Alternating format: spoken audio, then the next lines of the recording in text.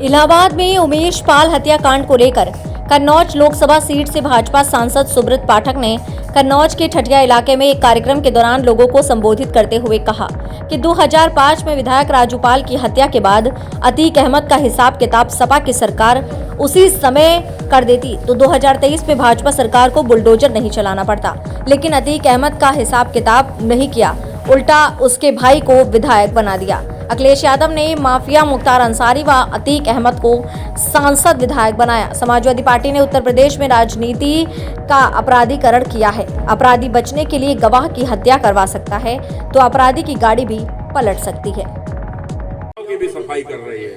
आपने देखा होगा अभी प्रयागराज हत्याकांड हुआ है और प्रयागराज में वहाँ माफिया जिस प्रकार से अतीक अहमद ने एक उमेश पाल की दिन दहाड़े जिस प्रकार से वहां के ऊपर हत्या करा दी, तो उस हत्या कराने के बाद में आपने देखा फिर क्या हुआ।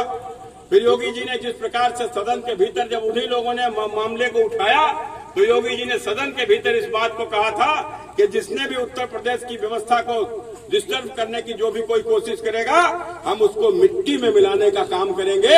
और आपने देखा उसकी मिट्टी में मिलाने की शुरुआत भी वहां प्रयागराज में हो गई है।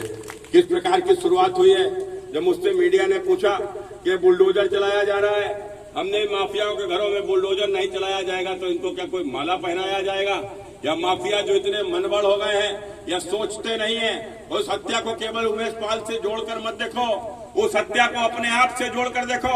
वो उमेश पाल भी किसी माँ का बेटा होगा, उमेश पाल भी किसी बच्चों का पिता होगा, उमेश पाल भी वो किसी पत्नी का पति होगा। सोचो उसके परिवार के भीतर क्या बीत रही होगी, क्या बीत रही होगी उसके परिवार के ऊपर। भी भगवान न करे हमारे साथ भी इस प्रकार की कोई घटना घट जाए तो उस समय परिस्थिति क्या होगी।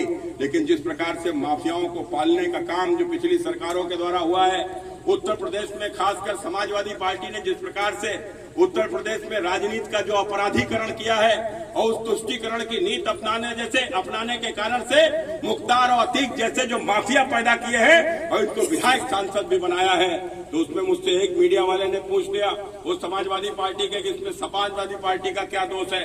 हमने इसमें पूरा का पूरा दोष समाजवादी पार्टी का है, क्योंकि समाजवादी पार्टी ने ही इनको संरक्षण दिया। और यही नहीं, सन 2005 में जब राजू पाल जो कि निर्वाचित विधायक था और उसकी प्रयाग की सड़कों के ऊपर दौड़ा कर जो हत्या कर दी गई थी, 2 महीने जीते हुए भी नहीं हुए थे उसकी हत्या कर दी गई थी। हत्या करने का कारण क्या था। हत्या करने का कारण यह था कि वह माफिया अतीक अहमद के भाई के खिलाफ चुनाव लड़ गया था। लेकिन उसके बाद उस समय के ऊपर चूंकि अतीक अहमद समाजवादी पार्टी से सांसद था और उसने उसके राजू पाल की हत्या करा दी।